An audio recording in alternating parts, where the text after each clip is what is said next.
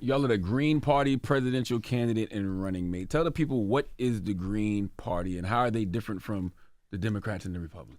Well, for one thing, we don't take money from billionaires and bankers and AIPAC and Wall Street and the war machine.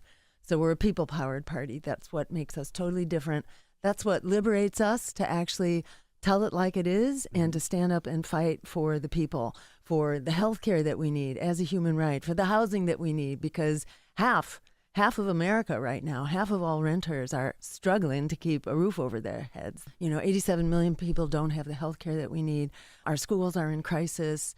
We got 44 million people carrying student debt and a climate crisis. Yet we're spending half of our congressional dollars on the endless war machine, bringing us the likes of the genocide in Gaza and beyond. We got 3, nuclear wars in the making right now. This is where our dollars are going. It's half of our congressional budget. It's $12,000 on average per household in America to keep this endless war machine going right now. Yet we have such urgent and dire needs, especially among communities of color and African Americans.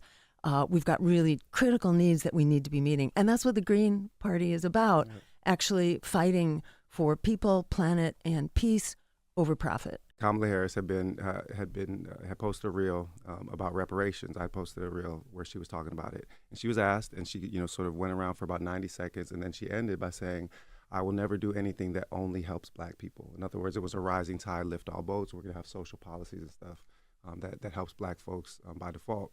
So I asked Dr. Jill in the interview, what's your position on reparations? And she said, they behave as though it's incalculable, but it has been calculated by specialists many times. It's between $10 and $13 trillion US, and I'm in favor of cash payments to the descendants of the enslaved. So this had my attention with that, right? The second point is I said, well, we know that you have been at the forefront of the struggle for Palestinian liberation, and as an anti-Zionist Jewish white woman, that is a powerful statement, especially seeing you get arrested at, pro-Palestine, rally. But I said, what's your overall vision of foreign policy? And she said, to dismantle the American empire.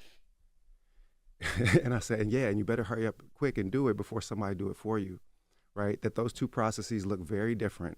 If you take the $1 trillion a year that are being thrown away, murdering other people's children in foreign countries, and instead put that into investments in infrastructure, into social housing, into healthcare in this country, then that looks like a flourishing, prosperous future, not just for Black America, but for all of America, right? Whereas if you continue to torment humanity with the most brutal imperialist state ever to exist in human history, we're coming up on a 9/11 memorial, right? Jill and I are going to do something, a march in Detroit. Well, what did Malcolm say about chickens coming home to roost? If we keep exporting this violence all over the globe, then it is going to keep coming right back here to our homes. And that's something that doesn't just concern Black and brown folk. That's something that concerns all folk. 1 out of every 3 voters did not vote in the last presidential election in 2020. 1 out of every 3 eligible voters chose not to vote. And who were they? They were largely, disproportionately of color, young, and low income. Exactly the people to whom our agenda speaks. Yeah. So, a lot about voting is indeterminate, and it's not going to be predicted by polls, because polls, are by definition people who tend to vote. Sure. But what we're talking to are people who tend not to vote. Don't they also deserve a vote? And let me also cite the statistics that show the numbers are off the charts right now in terms of people who want other options. Yep. This is sampled every year by Gallup and also by Pew. But Gallup shows that the numbers now are 63% who are saying that the two parties are doing such a bad job of serving the public interest that 63% say we need another option. We need another major party. So it's like amidst all this indeterminate stuff, and you're absolutely right, you can't predict a lot of this. Are we going to clamp down and say, therefore shut down choices, therefore shut down options when that's what people are demanding?